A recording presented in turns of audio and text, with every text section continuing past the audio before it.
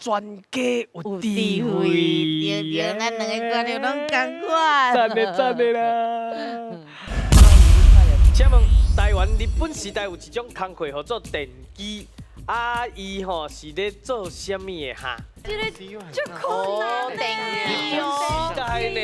是电车的车长哦，接线。电话接线员，接线员，是啊个电影放放上的上进前的歌手，歌手，哦，水片顶台的歌手，对对对，以前是有，对啊，恁感觉咧？恁感觉？应该是 C 吧？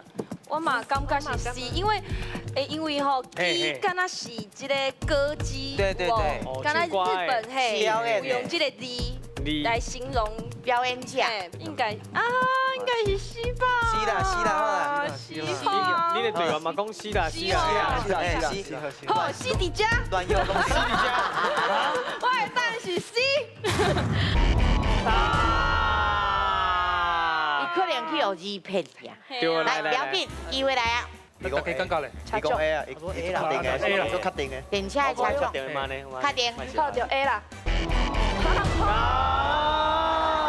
这吼有时代的这个变迁的这个差异性啦，吼，有可能讲亲像南部有迄所谓讲电机馆是咧讲电影的迄个部分嘛，吼，但是古早日本时代时阵，这是咧讲电话接线生、接线人员的这个意思啦。